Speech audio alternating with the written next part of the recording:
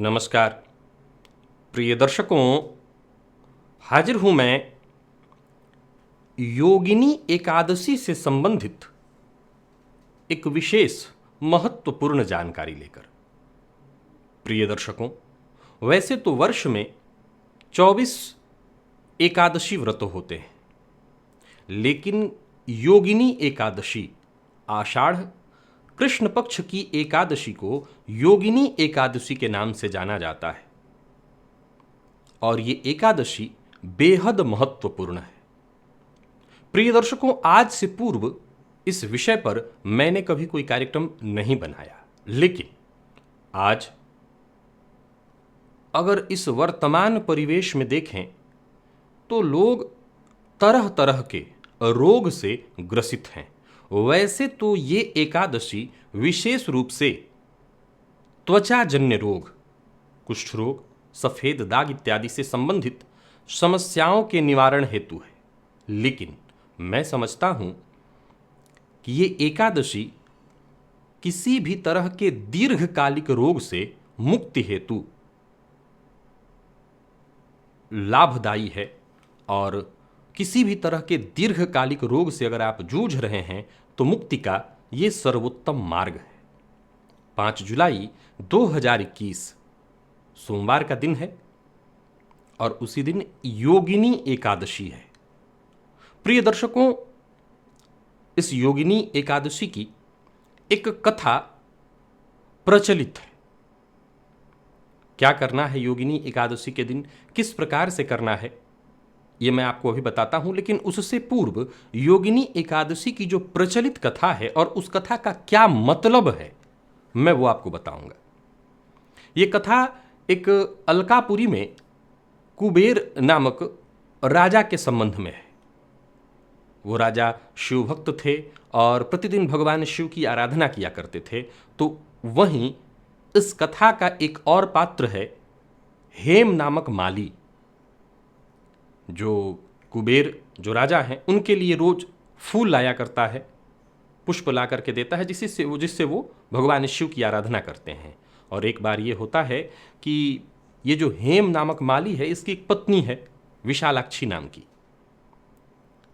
तो हर दिन वो फूल लाता है, लेकिन एक दिन मानसरोवर से पुष्प लेकर आया, परंतु पुष्प देना भूल गया और पत्नी के साथ हास्य विनोद में वो लगा रह गया। उधर राजा को देर हो रही थी पूजन के लिए। राजा इंतजार करता रहा। अंत में राजा ने आज्ञा दिया अपने सेवकों को, पता करो वो कहाँ है। तो सेवक जाकर के पता करते हैं और बताते हैं कि वो अपने पत्नी के साथ हास्य विनोद में व्यस्त है। तो इस बात पर वो जो राजा है कुबेर, वो कुपित हो जाता है और कुपित होकर के ये जो हेम माली है उसको श्राप देता है कि तुम्हारे विषयासक्ति के कारण मेरी पूजा बाधित हुई और तुम जाओ, मृत्युलोक में तुम्हारा जन्म हो और तुम कुष्ठ रोगी बन जाओ। तो उस माली का मृत्युलोक अर्थात पृथ्वी पर जन्म होता है और यहां पर वो कुष्ठ रोगी होता है। स्त्री वियोग उससे सहना ही पड़ता है, जाहिर सी बात है। कुष्ठ रोग हो तो कई तरह की बातें होती हैं, लोग प्रायः विवाह इत्यादि करने में भी तरह तरह से सोचने लगते हैं। अब कुबेर के श्राप से वो मृत्युलोक में जन्म तो ले लेता है, लेकिन कहीं ना कहीं भगवान शिव की आराधना के लिए वो नित्य फूल लाया करता था, तो उसके चलते उसकी पिछले जन्म की जो यादें थीं वो कहीं ना कहीं उसके अंदर थी। अब मृत्युलोक में रहते हुए वो अत्यंत दुखी जीवन काट रहा होता है। एक दिन वो जंगल में, प्रायः ऋषि महर्षि की कथा जब आती है, कथा में किसी ऋषि महर्षि का आगमन होता है तो वो जंगल में ही पाए जाते हैं और कथा निसंदेह अरण्य में ही होती है। तो वो महर्षि मार्कंडेय के पास, ये जो हेम माली है मार्कंडेय महर्षि के पास पहुंचता है, उन्हें अपना सारा वृत्तांत सुनाता है कि ये मेरी गलती थी और इस कारण मैं ये कष्ट भोग रहा हूँ, दर दर भटक रहा हूँ। तो ऋषि है, ऋषि को दया आ जाती है और वो उसे योगिनी व्रत करने के लिए कहते हैं। बताते हैं कि ये योगिनी व्रत अपने आप में अत्यंत श्रेष्ठ है और इसे तुम करो, इससे तुम्हारा जो भी ये चर्म रोग है, कुष्ठ रोग है, इससे तुम मुक्ति पा जाओगे। और इस प्रकार वो माली भगवान श्री हरि विष्णु की आराधना करता है, योगिनी एकादशी का व्रत करता है और योगिनी एकादशी के व्रत स्वरूप वो अपने कुष्ठजन्य रोग से मुक्ति पा जाता है। ये कथा है। इस कथा को आपने अगर सुना तो देखिए, सदैव देखिए, जो जितनी भी कथाएं हो, चाहे वो सत्यनारायण भगवान की कथा हो या कोई भी कथा हो, कथा का एक ही मतलब होता है, क अर्थात ब्रह्म। ब्रह्म के बारे में जो हमें बताए वही कथा है। इस कथा के पीछे के रहस्य से कोई लेना देना नहीं, कोई मतलब नहीं। क अर्थात ब्रह्म। अगर इस कथा के निचोड़ को अगर हम निकालें तो कहीं ना कहीं एक और बात समझ में आती है कि अपने कर्म से च्युत होना ही कुष्ठजन्य रोग का कारण है। अब सवाल ये उठता है कि आज के इस परिवेश में बहुत से लोग ऐसे हैं जो इस तरह के रोग से या किसी और भी ऐसे रोग से जो लाख उपाय के बाद भी ठीक नहीं हो रहा है, उन्हें यह व्रत करना चाहिए, योगिनी एकादशी व्रत। तो कथा बताना मेरा मूल उद्देश्य नहीं था, कथा के पीछे के सार का बताना मूल उद्देश्य था कि जब आप अपने कर्म से च्युत होते हैं तो निसंदेह आपको कष्ट भोगना पड़ता है। एकादशी का व्रत करिए, योगिनी एकादशी। जिन लोगों को कोई भी ऐसा रोग है जो लाख प्रयत्नों के बावजूद, दवा के बावजूद ठीक नहीं हो रहा और आप रोग से रुग्ण हैं, कष्ट भोग रहे हैं, विशेषकर त्वचाजन्य रोग किसी भी प्रकार से है,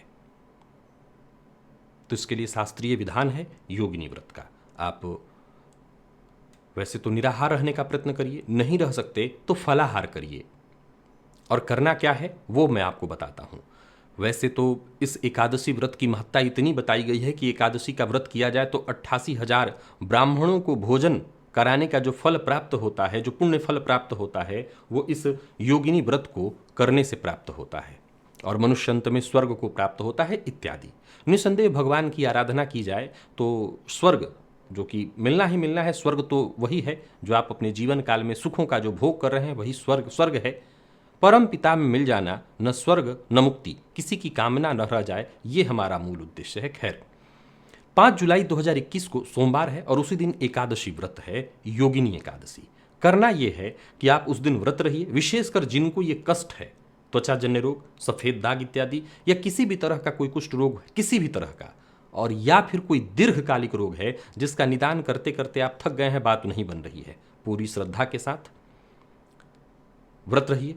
पूजन का जो समय है वो प्रातःकाल 7:32 से प्रातःकाल 8:40 तक है। अब पहले ये जानिए कि पूजन करना कैसे है। प्रिय दर्शकों, आज ये कार्यक्रम 1 तारीख को मैं आपके सम्मुख लेकर के आया हूं। 5 जुलाई को योगिनी एकादशी है। क्या मतलब है?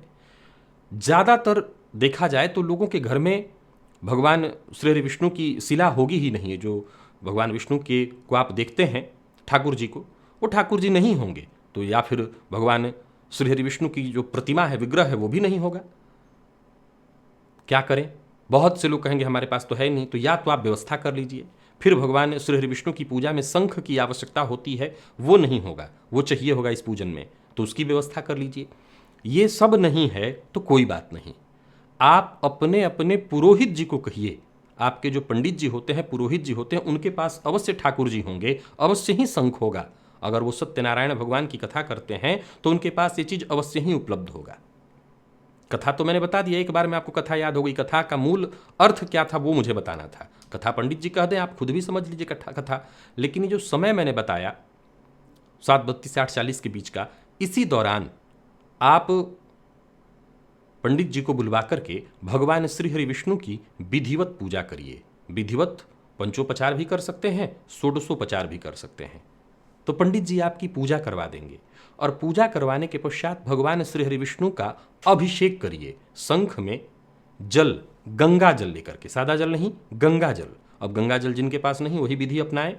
गंगा जल में 2 बूंद गंगा जल में बाकी जल मिला लीजिए, सभी जल गंगा जल बन जाएगा।